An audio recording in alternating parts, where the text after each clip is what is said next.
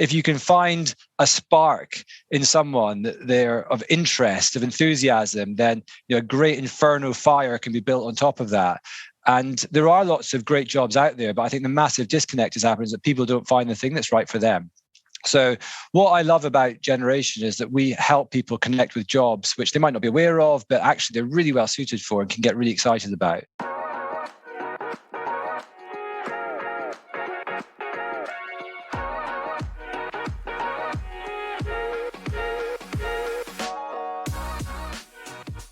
Hey, how are you? Yeah, great, thanks. How are you? Yeah, not too bad, not too bad. I'm looking forward to this one. I think when we worked with Seven Hills a little while ago, I think Chloe gave the recommendation to kind of reach out to you guys, learn a little bit more about what you guys do. But I'll leave that up to you to kind of provide a little bit of an intro, who you are, what you do and why. Yeah, great. Thanks. No, I'm really, really happy to be here. Looking forward to the conversation. So I'm Michael. I'm CEO of a charity called Generation, and we support people facing barriers to employment into jobs which otherwise would probably be inaccessible to them. So that's what we're all about. And over the past 6-12 months, that's become even more important with everything going on in the country and globally. There's lots of people are in, unfortunately, pretty challenging situations, and if we can help them get them into great jobs, then that's a big impact. So that's what we're all about. And tell me a little bit more about your own background, like what you did prior to working for Generation. Yeah, I helped build a couple of tech startups. One was called Review, one was called Quill, software marketing space, VC-backed businesses that I joined when they were, plucky little 5-person, 10-person businesses, and helped build them into something a bit bigger. So that was great. Really loved those journeys. Did that over about 10 years, and then just heard about what Generation had done in other countries and was really amazed by how much progress they'd made. And I could really see the need and the opportunity of doing something in the UK. So I was brought in essentially to help launch things in the UK.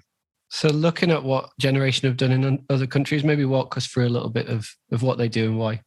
Yeah, so the organization was founded back in 2015 with this mission to support people facing barriers of employment into jobs.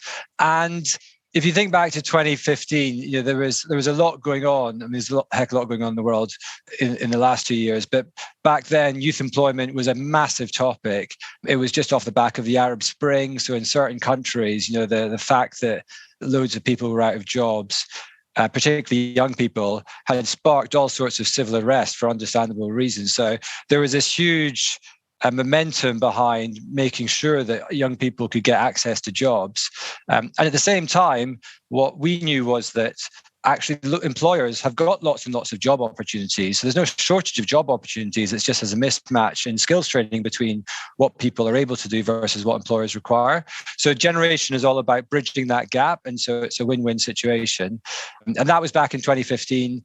Generation started launching programs in different countries. And then so now today, they're live in 16 countries around the world and have helped something like 60,000 people into jobs. So globally, it's become quite big. That's amazing. It kind of goes without saying that we should kind of reference the pandemic in respect to the work that you guys have done, because obviously the pandemic changed the whole landscape of work as we see and also as we know it. So can you kind of walk through a little bit of what you were doing in the pandemic, and then we'll bring that forward to the current crises that we face at the moment?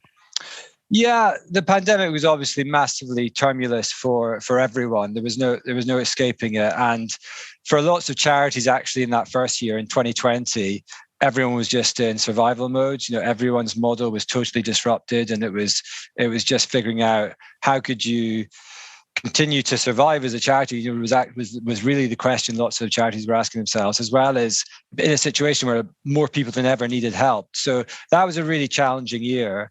Thankfully, we managed to navigate through that. And I think what's become more important as we've come out of that is that it's become really clear that the impact of COVID has not fallen evenly. The impact of COVID, first of all, from health situation, but now through to economic situation, has felt so much heavier on people that already didn't have much of a buffer to deal with any sorts of things that came their way.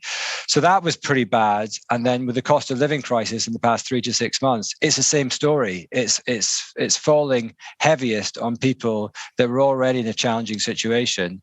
So yeah, the last 2 years really has put more people, and I'm talking about millions of more people in the UK, into a more challenging situation financially. And if you're stuck without a job, that's bad, and that's a challenging place to be. So, thankfully there are ways out of it, and the parts of the UK economy are booming, and so there's really exciting jobs out there. But if people do need the right platform to get into those jobs. Yeah, exactly. I think it's also, from my perspective, looking at the pandemic, not only was it insanely bad for an awful lot of people and their families, I was included, but equally looking at the change. Like I've always said that crisis is the catalyst for change. And if you look at what we're seeing at the moment, crisis is driving very much a change of landscape. It's, we can maybe talk about things like the Great Resignation. It's something that we've touched upon in previous podcasts. I think personally it's a period of great awakening whereby people are looking back and looking at their own lives, looking at their own work situations and reflecting and going, well, is this it? There's got to be a better way. And people are now building this kind of new form of landscape. And I'm intrigued as to your views on not only the challenges, such as the Great Resignation, but also the solutions at hand. Yeah, it was a massive topic, and it's clearly happening. It's the stats on this are really, really clear. And so I've got two views on this, I suppose. One is what's actually happening in practice with the Great Resignation and why that's happening, where we're seeing it happening. But I think there's also an underlying theme of people are not excited or connected enough with an opportunity, and that's what's kind of triggering all of this change. So let me start with that one, actually, because one of the reasons I love doing this job and I love what Generation does is that we help connect people with careers that they're really excited about, these careers in technology or the green economy, where they can see these careers ahead, which pay well, first of all, but are also really exciting spaces, and they can see building a career in them. And I think that's what I find super exciting. If you can find a spark in someone that they're of interest, of enthusiasm, then a great inferno fire can be built on top of that.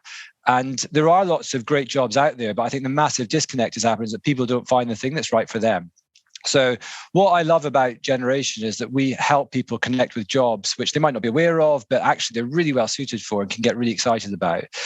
But most of those people that we're serving are currently unemployed, so don't actually represent the Great Resignation because they haven't got there yet. But I think there is that underlying theme of, are people connected with things that they're actually really excited about? Because if the answer to that is a big yes, then you're in a different situation totally.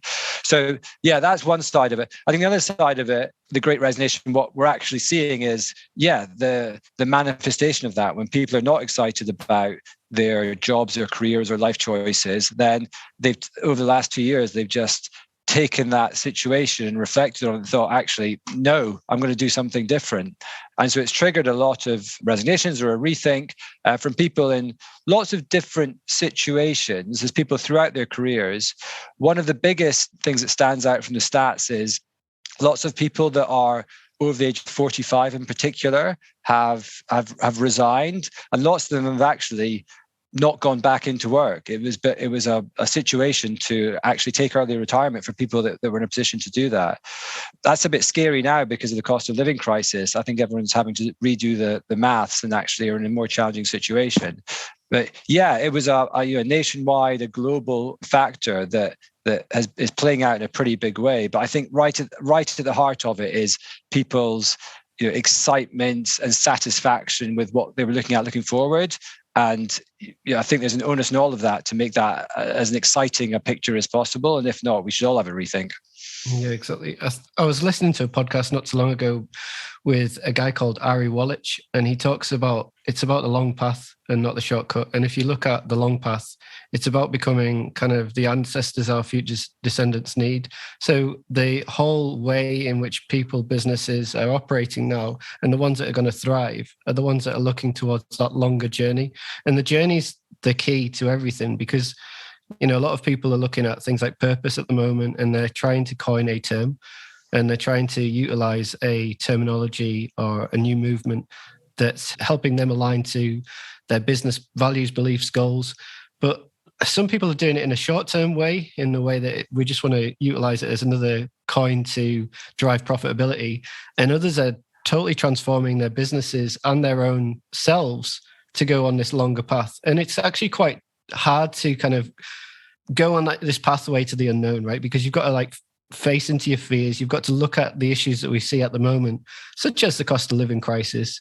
And people are like legitimately questioning things like, well, case in point, UK economy, does it make sense to borrow 150 billion at a time that's going to increase our debt, increase our deficit?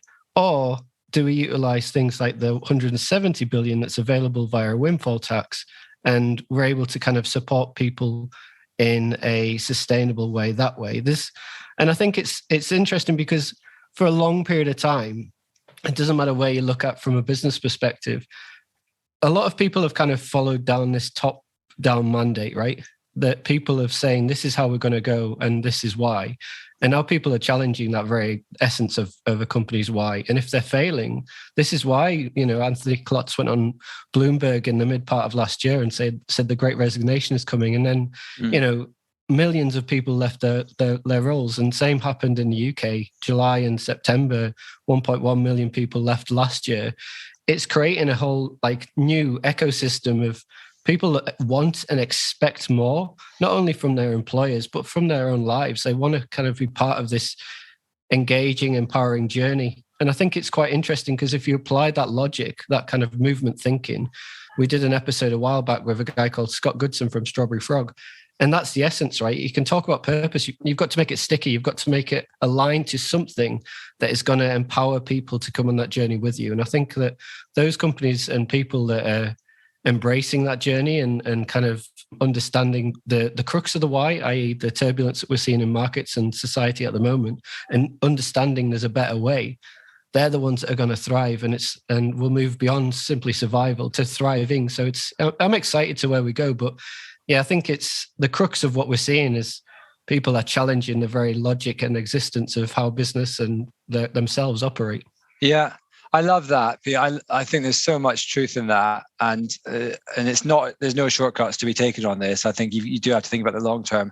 And I think one of the things that businesses or business leaders are going to find really challenging is to answer those questions, because there's not a playbook for it, right? Like you can't read the answer to your value proposition as an employer, as a business from a book, whereas you can read books about how to build profitability, and I think the picture probably used to be a bit clearer, and this is what employees care about, and it's salaries and perks, and yeah, it's got to fulfill these other things. But now they're much deeper questions, and I don't think many organizations have done a really good job at answering that. And I don't think there's many leaders are as well practiced or as equipped to do it. So I think it's going to be the really great questions that organizations need to ask themselves. But I think we're going to see really massive variance in how good organizations are answering that questions, because it hasn't been a common part of the playbook for business leaders. So yeah, I think those are all amazing points. Yeah, exactly. And this is where like remote working, it's amazing because look at where we're doing this now, right? You're sat up in Aberdeen, I'm sat down in Newcastle, we're just chatting over Zoom. And what is possible now, because of the advancement of technology, is allowing people to kind of dictate their own livelihoods, actually who they want to work with, why, how they're going to work there. And I think that remote working, to me, and I think also to you as well, is kind of key to economic growth. Like we have to embrace remote working, allow people to kind of dictate what they want to do, how they want to kind of build out their working practices, because, the key to success is happiness, and happiness is the key to success. You have to have happy workers, otherwise you're ultimately going to have a failing company. So give me a little bit more in respect to your views on remote working, how generation are embracing this, and also your views in respect to the challenges that we face from an economic stance and how we may grow going forward. Yeah. No, absolutely. So I think remote working has triggered a really healthy, necessary conversation that's wider about I use the word agency a lot. Someone's agency over their own life, including their contribution to their job. But because as soon as you're working remotely, some of the other checks and balances or tools or tricks that employers might have used to assess employee productivity are no longer there or valid. I question whether they were ever valid, but it just the status quo just wasn't possible anymore. So I think it's prompted this whole bigger rethink and more agency from individuals, and a bit more confidence and forthrightness from individuals to say, this is how I'm going to run my life and and contribute to you as an employer.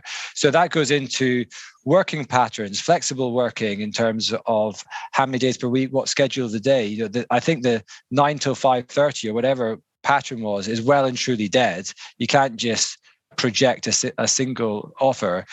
So I think it's forced this wider conversation about how do employees treat their staff, and I think it's resulted in more agency for each individual about how they interact with their company, which was a totally necessary thing. Because people that have caring responsibilities, for example, prior to the pandemic, were seriously disadvantaged. There was an embarrassment, or for some people, just such a devastating thing to even think that they found it hard to talk about their situation because there was such little flexibility from their employer. So yeah, as I say, I think it's triggered this much wider rethink about the employer to employee relationship with much more agency for staff. So I think that's a really positive thing, which any organization which wants to succeed should fully embrace. I think it's completely self-defeating if you don't embrace it, because you're not going to get the people who are motivated and with high potential and want to work in a certain way, and they will find employers that will give them that. So if you don't, you're not in the equation anymore. So I don't think there's any option really for employers that do want to continue to be successful. If they want to attract people that are going to support their goals, you need to be flexible. I don't think there's any option anymore. Well, I think that the rise in government words, like inactivity is the word that they use. Yeah. And there was a rise of something like 400,000 people, more inactive people, which are basically people that have opted out of the workforce, 400,000 people across the country. That's a lot. That's a lot of people. Because if we look at that 400,000, for example, that brings us to another challenge that isn't being solved and isn't really being looked at. And that is the aging population. And if you look at the older workers per se, they're ultimately an asset, not liability, because they come with mountains of experience, mountains of diverse skill sets, amazing levels of diverse thought. And diversity of thought is kind of the crux of what all good businesses need to operate, because you need to be able to challenge what each other are thinking in order to kind of think holistically about what's best for a company going forward. And I think it's such a huge waste to see all of these people that 400,000 that you mentioned, kind of not feeling empowered or desired, like they want to return to the workforce. Because as I think in some of the notes that we've had from yourselves, like you mentioned how they're assets, not liabilities. So yeah, totally. And I think it's pretty devastating when you hear stories from people who have stopped working, that they start to feel a lack of confidence, hope, ambition. All of these things go hand in hand with each other. And the longer, the stats are really clear on this as well, the longer someone's out of unemployment, the harder they find it to get back in. And all of these things get deeper and deeper. So there are people that, they do get to a situation where they actively speak about, I lost hope a bit in my future. And I think that's heartbreaking for any of us to hear, because when you talk to them and you hear about their journey and who they are as a human being, they're just so full of potential. It's really heartbreaking. But there are ways out of this, and there are solutions, the ways that you can develop some skills which are really valuable for the future, as well as making the most of all of the stuff which people have learned over their career to date. So I think there are opportunities for people, whatever point they are on their career journey. But too often there is a disconnect, and people can't see what those paths forward are, and that's what we're trying to address. So looking at the work that you guys are doing, what are the pathways that you're kind of supporting people in respect to returning to work, learning new skills, etc.? What are like the long path? What's the journey that you guys are on? Yeah, so the way that we approach this problem is we identify jobs or types of jobs where there is loads of unmet demand from employers, that there's employers who have got, great jobs, but they're really struggling to fill those roles, and those challenges are probably going to get bigger. So there's a big focus from us on growth sectors. So the technology sector, there are tens of thousands of jobs around cloud computing have emerged from nowhere over the past 10 years. Similarly in data engineering or data analytics or software engineering. So all of these jobs have just exploded, and the current education system in the UK or any other country is just not set up to address them. And it definitely doesn't move fast enough. So, and the same thing's happening. The leading edge of it is happening in the green economy, and over the next 10 years, there will hopefully the pace will accelerate, and all of these sectors will get a lot bigger. But it's going to create these skills gaps. So in the green economy, we analysed it pretty forensically to find out where are the jobs right now which can make a contribution to the path to net zero, and we narrowed in on the role of retrofit advisor, which is the process to improve the energy efficiency of homes, which there is loads of demand from employers already. So we identify jobs like that, and then we work back from the skill set that we know the employer needs to develop a curriculum that we can take someone who's got not necessarily any previous professional experience in that sector to the point where they are job ready for that set of jobs. So that's essentially the model. We call them boot camps. So they're pretty intensive, like 8 to 12 week training programs where you're trained in the hard skills and the soft skills that you need to do a really good job in those types of professions. And retrofit advisor is a really good one, particularly when you're talking about people that might be mid-career but want to rethink, because the profile of our learner on the retrofit program is really varied in terms of age, and there's people coming at it from all sorts of different backgrounds but are really excited about getting a job in a growth sector like the green economy and making a contribution to the path to net zero. So yeah, that's how the model works. And that phrase skills boot camps is becoming more and more prominent in the UK. The government is starting to specifically invest in boot camps because they see it as an important part of the skilling infrastructure of the country, alongside degrees and apprenticeships and T-levels. Like all of those things are not going to go away, and they're really, really important. But by themselves, they're not enough to meet the skilling need of the path to net zero or the growth in the tech sector. So that's where we think skills boot camps can really make a contribution. Yeah, no, I 100% agree with you. I think it's interesting as well in respect to those boot camps. Like, are you focusing more on, would you say, the harder skills or the soft skills? Because personally speaking, looking at some of the global leadership, should we say, there's often this desire to be like this kind of almost like a populist, say, like polarize people and say what people want to hear. But equally, I think to kind of calm the seas of change that we are upon at the moment, to calm that, we kind of need a level of stoic behavior, some kind of more conscious thinking in respect to what we think and how we evolve. Are you focusing more on the hard or soft skills during those boot camps? Yeah, you've got to do both. You absolutely have to do both. If you do one and not the other, it doesn't work. So you've absolutely got to focus on both, and we do it in equal measure. And it's actually often the disadvantaged groups that might not have had the benefit of an amazing education or a degree. When you go through those situations, you absorb a lot of what people probably qualify as soft skills. Mm-hmm. So particularly when you're talking about helping people that have faced challenges or have come from a disadvantaged situation, the soft skills are even more important. So we absolutely focus on both. The main thing I think, which I hear from people that have gone through our program, what they took away most from it, well, first of all, is they always end up really loving their classmates, and there's like an amazing vibe amongst them, and they're all like cheering each other on, which is incredible to see. But they talk about, there's one soft skill that we major on heavily, which we call it the growth mindset. And that is and it started to become a bit more common in discussions and in training and media. So I see the phrase this is us maybe claiming it too much, but we've been using that way before it became popular.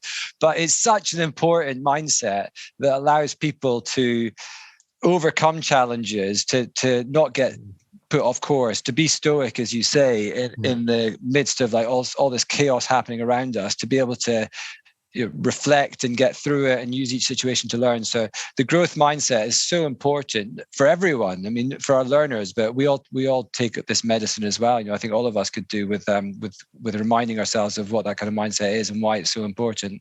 Yeah, for sure. I'm forever telling like clients and friends and, even on people on this podcast, like ultimately the challenges that we're facing at the moment is driven by a fixed mindset. If we want to return to norm, we want a status quo, like fear of change, like there's huge possibilities at the other side of fear if we're willing to face down our fears. And when you look at things in that mindset and always kind of wanting to grow and a desire to learn and engage and build the foundation so they're solid on the base, but equally you're always progressing along the line, anything's possible. Like if you apply it, I've chatted to athletes and stuff, and also my own mentality in respect to growth.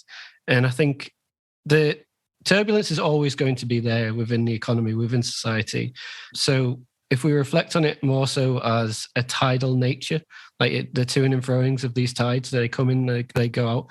I think this kind of tidal nature, it kind of calms you, I would imagine, because you're able to kind of step back and go, well, actually, is a season change.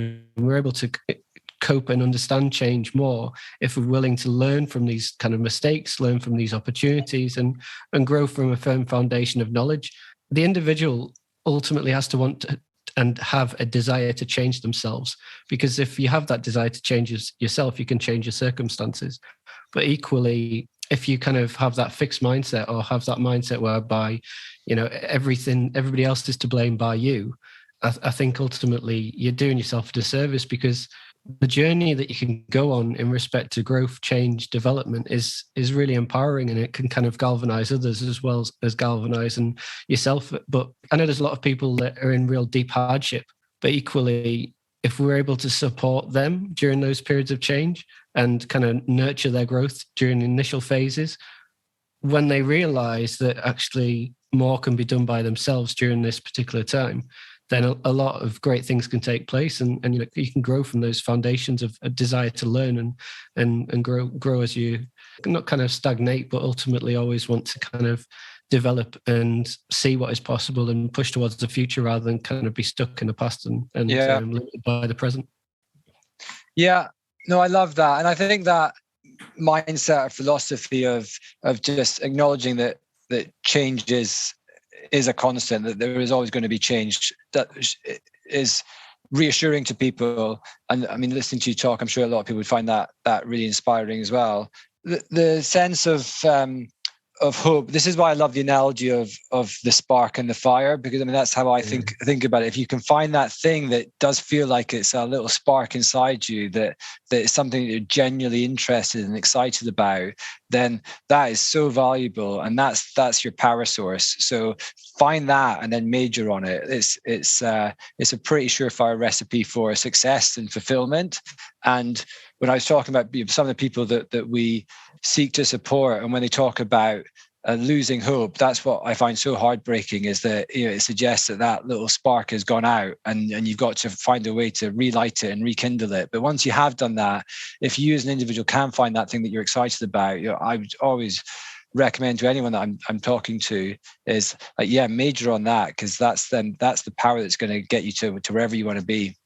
Yeah, exactly. And I think a lot of that kind of power aligns very much to purpose, because if you look at people that really embrace purpose and have purpose as their essence of what they do in their day-to-day lives, it is driven around a desire for me personally. I've got a 2-year-old with twins on the way, and I want to make sure that what we do today and tomorrow is all driven for future generations. So in the world that we kind of pass on, like it's about legacy at the end of the day. The world that we pass on to other generations is driven by a legacy of hope, not hopelessness. And I think that we have a real duty to future generations to drive in and usher in this change. And it's interesting because kind of when we chat to people through podcast or through the work that we do, there is a real movement that's taken place, and it's been driven at the crux of the very core of society as a whole. the fact that people are coming together through this period of grand awakening rather than great resignation, coming together and realizing that there's a better way. And it's cool because then, you ultimately get introduced to other people that are doing similar things, and you can build solid partnerships through that because, we can all do great work alone, but together we can do amazing things. Yeah.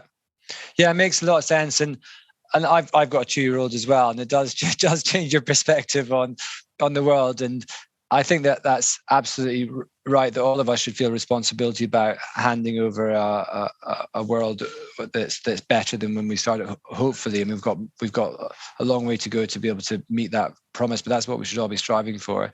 I think the other thing that it makes you reflect on is role modeling. And this goes back to the point that you were talking about, Pete, of when people reflected on their life during lockdowns and thought, no, that's not enough. That's also, I think, when you're a parent, you don't want to role model that to your children. You want to, but this changes for everyone. What a good life looks like for anyone is going to change massively. But you should strive to get to a point where you feel fulfilled, that you feel happy, that you can give your best self in all sorts of situations, at work and at home and whatever situation you're in. And I think a lot of people probably reflected that actually they're not where they want to be. And that lens of thinking, am I role modeling to my children how I think you should seek to make the most of the hours we've got on this planet?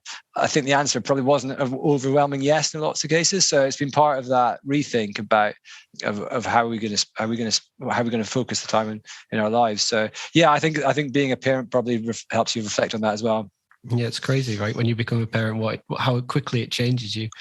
We've talked about future generations, but looking at the future for generation, what would you say is next? What are the key kind of challenges that you guys really want to face down? What are the barriers that you may be perceiving in front of you at the moment? But equally, what are the amazing opportunities and solutions that you've got at hand and what you want to drive? Yeah, well, no, thanks for asking. It's we've been building this organization. We started out 4 years ago, and now we've got to a team of about 80 people. We're going to train about 1,000 people this year across the UK, which has been really exciting and a heck of a journey. But when we look forward to the growing needs across the country and the opportunity to help people that might be in a tough spot, there's loads more to do. I mean, we're only just getting going. So we would like to continue to grow the number of people that we're supporting, but we're also really keen to share our learnings and demonstrate what boot camps can do as a vehicle for addressing skills gap, but also an amazing vehicle for social mobility. Because one of the things that's great about skills boot camps, it's a bit different from other forms of education, is the barrier to entry is so low. I mean, you don't have to pay for these things. And it in some cases, it's only 8 weeks or 10 weeks, and it can get you into a life-changing career. And that's so much more accessible to everyone than the huge cost and time commitment of a degree. Now, for some people, degrees are absolutely the right play, but for lots of people, they're not. So we're really passionate that actually boot camps could be and should be a bigger and bigger part of the setup here. And I'd love to see apprenticeships grow as well.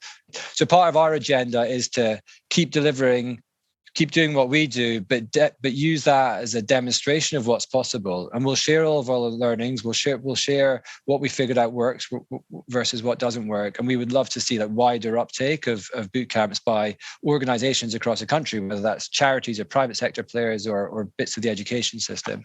So that's what we would love to see. And I think there's no shortage of opportunity, because there are so many great jobs out there, particularly in growth sectors like tech and the green economy. So we don't really see that as a limiting factor. It's more about awareness of these opportunities and how much they are embraced by the system. Because when people leave school or college, they're still not very aware of the options. That's still not very good, how people are taught about the different pathways. University still is the thing which people talk to about, but it's only one of a number of options. So we would love to see more awareness of the different ways that people can take steps on towards the careers and jobs that they'd like. Yeah, and we'd like to see wider embracement of that kind of concept. Amazing. No, it's been absolutely awesome chatting to you. I've really enjoyed this conversation, so thank you so much. No, my pleasure. Thanks for having me on. Thank you for listening to the Purpose Made podcast. Don't forget to subscribe to Purpose Made wherever you normally get your podcasts to hear the latest news and views. You can also find and follow us on Instagram, LinkedIn and Twitter, or contact Peter directly to connect, inquire about Purpose Made, or request to be featured on the podcast. We look forward to welcoming you back soon for another episode.